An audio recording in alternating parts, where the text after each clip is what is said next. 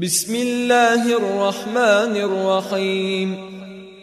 الرحمن علم القرآن، خلق الإنسان، علمه البيان. الشمس والقمر بحسبان، والنجم والشجر يسجدان. والسماء رفعها ووضع الميزان، ألا تطغوا في الميزان، وأقيموا الوزن بالقسط ولا تخسروا الميزان. والأرض وضعها للأنام، فيها فاكهة والنخل ذات الأكمام، والحب ذو العصف والريحان. فبأي آلاء ربكما تكذبان؟ خلق الإنسان من صلصال كالفخار، وخلق الجان من مارج من نار. فبأي آلاء ربكما تكذبان؟ رب المشرقين ورب المغربين. فبأي آلاء ربكما تكذبان؟ مرج البحرين يلتقيان، بينهما برزخ لا يبغيان. فبأي آلاء ربكما تكذبان؟ يخرج منهما اللؤلؤ والمرجان. فبأي آلاء ربكما تكذبان؟ وله الجوار المنشآت في البحر كالأعلام. فبأي آلاء ربكما تكذبان؟ كل من عليها فان، ويبقى وجه ربك ذو الجلال والإكرام. فبأي آلاء ربكما تكذبان؟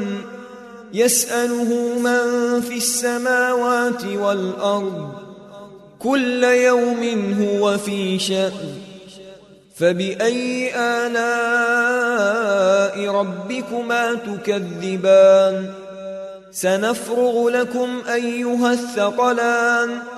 فبأي آلاء ربكما تكذبان؟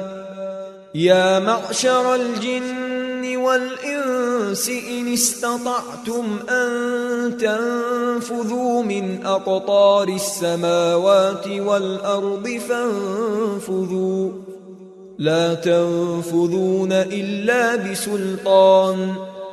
فبأي آلاء ربكما تكذبان؟ يرسل عليكما شواظ من نار ونحاس فلا تنتصران. فبأي آلاء ربكما تكذبان؟ فإذا انشقت السماء فكانت وردة كالدهان. فبأي آلاء ربكما تكذبان؟ فيومئذ لا يسأل عن ذنبه إنس ولا جان. فبأي آلاء ربكما تكذبان؟ يعرف المجرمون بسيماهم فيؤخذ بالنواصي والأقدام. فبأي آلاء ربكما تكذبان؟ هذه جهنم التي يكذب بها المجرمون، يطوفون بينها وبين حميم آن. فبأي آلاء ربكما تكذبان؟ ولمن خاف مقام ربه جنتان. فبأي آلاء ربكما تكذبان ذواتا أفنان فبأي آلاء ربكما تكذبان فيهما عينان تجريان فبأي آلاء ربكما تكذبان فيهما من كل فاكهة زوجان فبأي آلاء ربكما تكذبان متكئين على فرش بطائنها من استبرق وجنى الجنتين دان فبأي آلاء ربكما تكذبان فيهن قاصرات الطرف لم يطمثهن إنس قبلهم ولا جان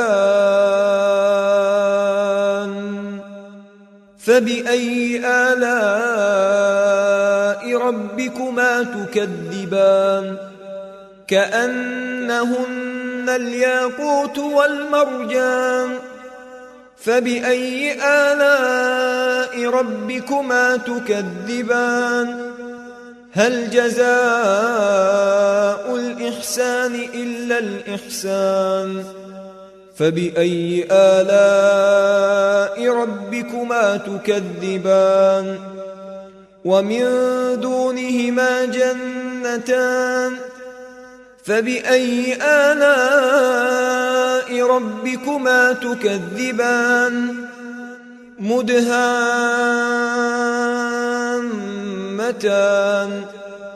فبأي آلاء ربكما تكذبان فيهما عينان نضاختان فبأي آلاء ربكما تكذبان فيهما فاكهة ونخل ورمان فبأي آلاء ربكما تكذبان فيهن خيرات حسان فبأي آلاء ربكما تكذبان حور مقصورات في الخيام فبأي آلاء ربكما تكذبان لم يطمثهن إنس قبلهم ولا جان